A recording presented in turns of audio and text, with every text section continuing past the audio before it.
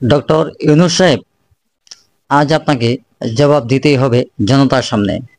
আপনি যখন বলেছিলেন দেশকে পরিবর্তন করবেন, জনগণের অধিকার ফিরিয়ে দেবেন, তখন আমরা আশায় বুক বেঁধেছিলাম আপনার মুখে সংস্কারের কথা শুনে।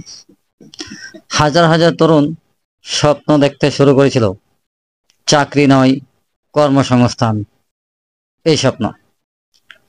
এই নীতি নিয়ে আপনি সামনে এসেছিলেন, কিন্তু আজ আজ আমরা দেশের মানুষ কি দেখছি, দেশের মানুষ কি দেখছে?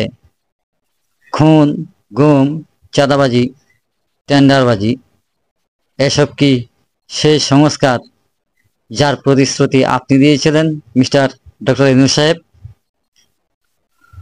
আইনের শাসন কোথায়? মানুষের নিরাপত্তা কোথায়? প্রতিদিন দেশের বিভিন্ন প্রান্ত থেকে খবর আসে, কে কোথায় খুন হয়েছে, কে নির্যাতনের শিকার হয়েছে, কে নির্যাতনের শিকার হচ্ছে, কে নির্যাতনের ভয়ে আছে। জনগণ এখন হতাশ, ক্ষুব্ধ। বেকার যুবকরা আজও পথে পথে ঘুরে বেড়াচ্ছে চাকরির আশায়। আপনার দলের নেতারা একের পর এক অভিযোগে জর্জরিত। চাঁদা দাবি, হুমকি, দুর্নীতি, এসব খবর কি আপনি দেখেন না? দেশে আবার সেই পুরাতন দিনের মতো দলীয় লোকদের রক্ষা করা, সত্য বললেই মামলা দেওয়া, সব ফিরে এসেছে। ডক্টর ইউনূস সাহেব, আমরা আপনাকে সমর্থন করেছিলাম দেশের মঙ্গলের জন্য, নিজেদের অধিকার ফিরে পাওয়ার আশায়। কিন্তু এখন জনগণ আপনাকে প্রশ্ন করছে, আপনার প্রতিশ্রুতি কি ছিল? শুধুই আপনার মুখের বুলি?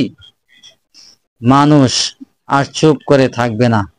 দেশের নাগরিক হিসেবে আমরা আমাদের অধিকার চাই, আমাদের নিরাপত্তা চাই, শান্তি চাই।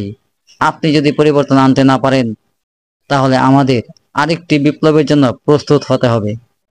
সত্য বলার এই কণ্ঠ রোধ করা যাবে না। প্রিয় দেশবাসী, আসুন সবাই মিলে আওয়াজ তুলি। আমরা চাই সুশাসন, আমরা চাই জনগণের সরকার। জয় হোক মানুষের, জয় হোক ন্যায়ের, নিপাত যাক এই দেশ থেকে অন্যায়ের সকল রাজনীতি। প্রিয় দর্শক, আজ এ পর্যন্তই। সবাই ভালো থাকবেন, সুস্থ থাকবেন, নিরাপদে থাকবেন।